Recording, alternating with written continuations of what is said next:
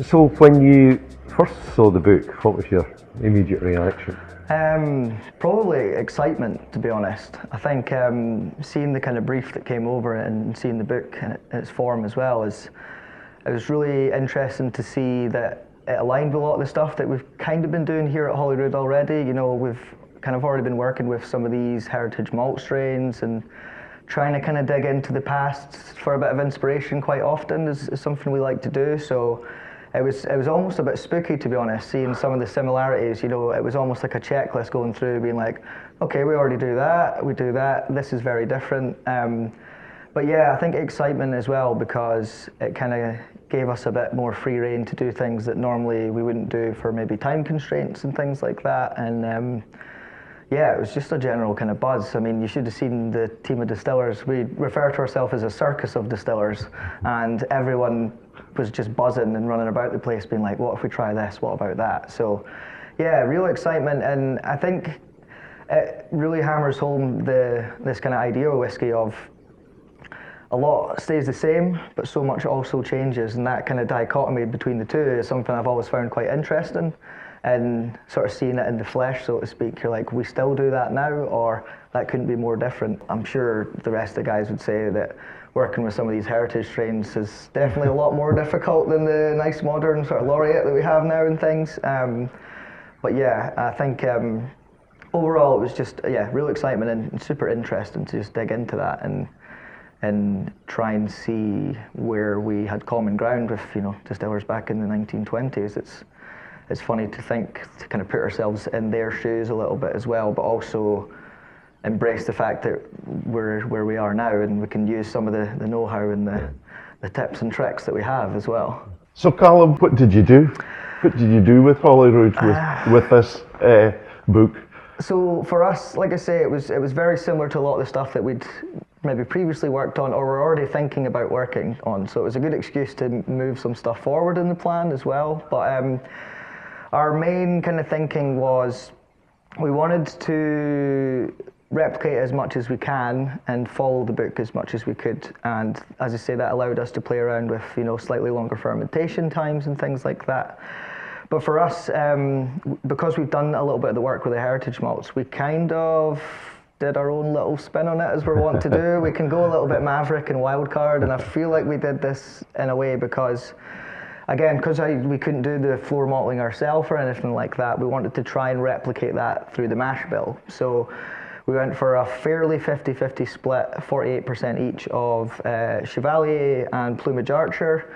You know, we love using Chevalier here. I think it's got a great texture to the spirit that you don't get with a lot of modern strains, and I've always described it as a bit of a Trojan horse. It has this long finish to it that when you pair it up with maybe other flavours that don't have that staying power, it kind of promotes them hanging around a little bit longer.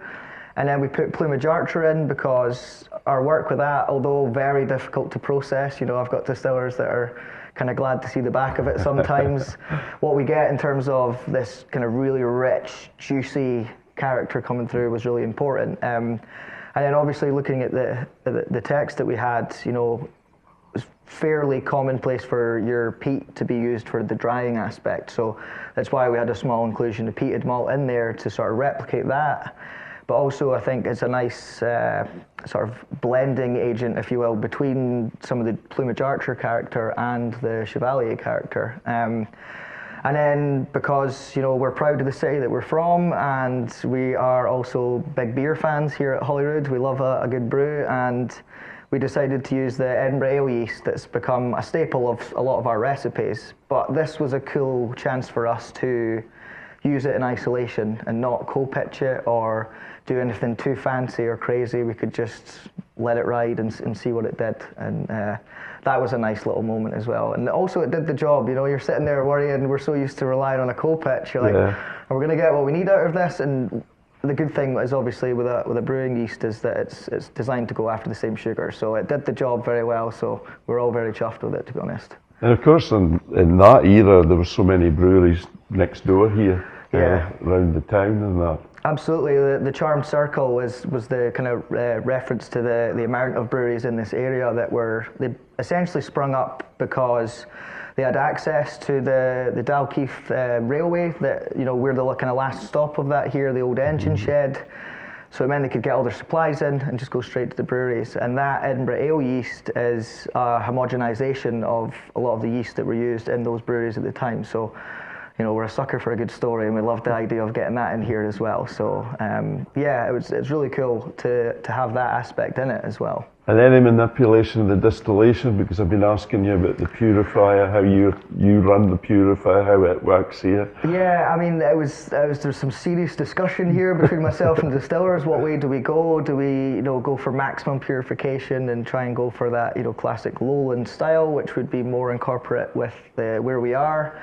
Looking at the book and seeing that those kind of regionalities came from the materials they had to hand was quite interesting for us when we live in this modern age when you can phone up a yeast supplier all around the world and get it sent in, or strains that have been cultivated all over. So we kind of went for that, or we could go with turn it all off and just let it kind of go ride and try and get a little bit of heaviness. So we kind of went for a bit of the middle ground on it with a little bit there, but we wanted to kind of keep our Holyrood character, which is our standard setting, 80 shilling as we've named it. As I say, we're beer fans. So yeah, it was for us. It was more about just the kind of raw material side and how we worked with that, and also sticking to the kind of cut points that seemed to be described, and yeah, really just focusing on a few aspects and then letting our wilder tendencies take over on other ones. So did that. One thing that really surprised me when I was reading it was that regional thing. Yeah. That how regionality. We're taught that regionality was actually dictated by blenders.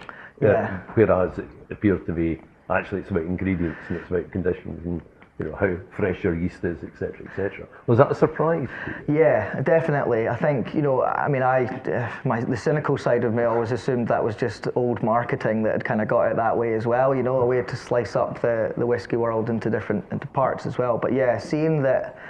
Originally, a lot of that was driven by the availability of the barley varieties and the yeast varieties. Was really cool to see that was the origin of this whiskey map that we all kind of hold on this high level. But then it also, challenges that conversation in the modern day, because all of a sudden those restrictions aren't there unless distilleries are put them there by choice, So that was a big surprise, but really cool to see that nice origin story,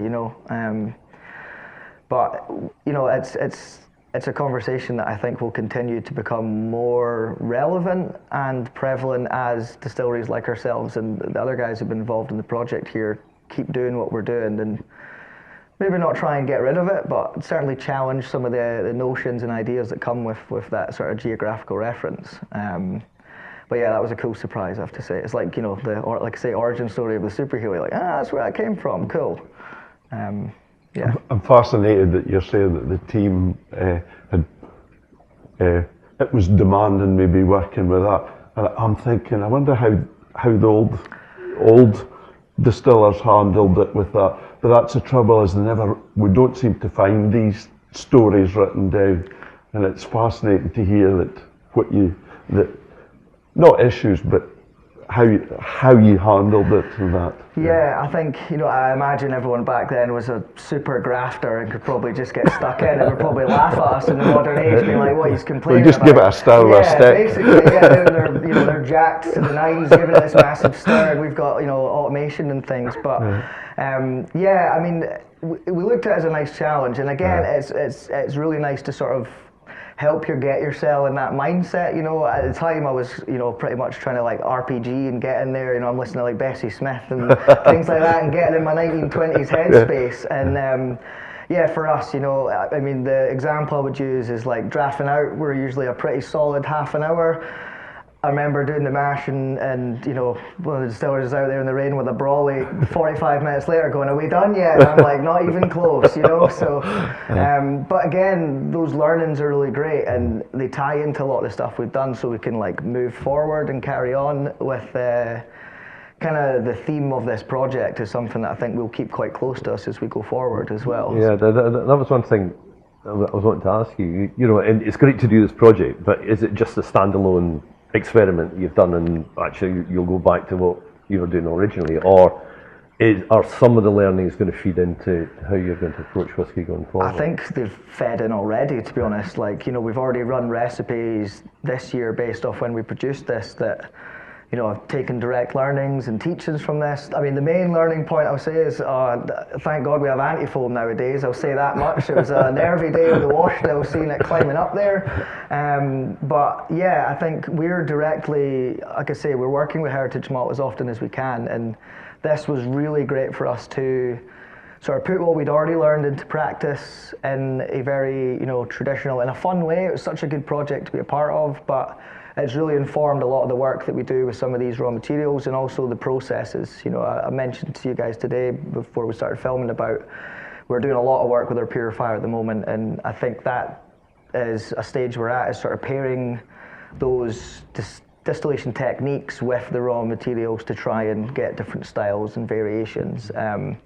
And you know, even the fact that we saw how well the Edinburgh ale yeast worked in isolation, that's fed directly back in. So, you know, I can relax a little bit when we just don't go for a cold pitch and go solely with a brewing yeast. We have this sort of assurance now that it's going to work the way that we want it to. So yeah, to be honest, it's just the beginning for us. This is a nice stepping stone to keep going down the path that we've been going.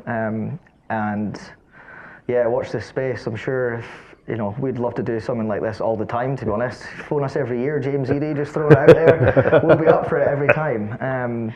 That's fascinating to hear, because it's a question we've asked is it just a one-off, you know? Yeah, of course, we'll not bother with that again, you know? Yeah. But it's interesting hearing you that you're looking at different things going forward with it as well. Yeah, like I say, I'm keeping it close, you know. I'm now going back to this as a bit of a reference quite a lot of the time and sort of trying to dig any extra bits of info out of there.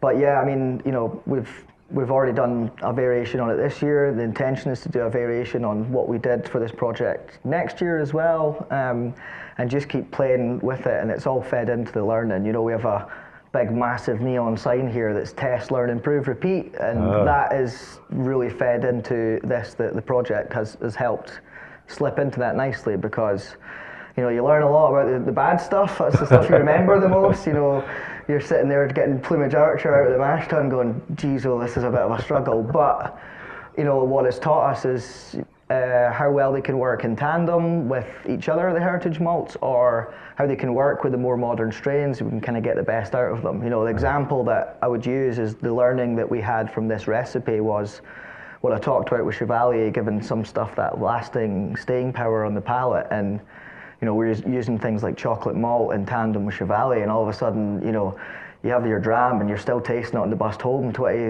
minutes later, you know. So it's cool to kind of really marry the old school thinking with what we've been doing and just tie it all together with a little bow.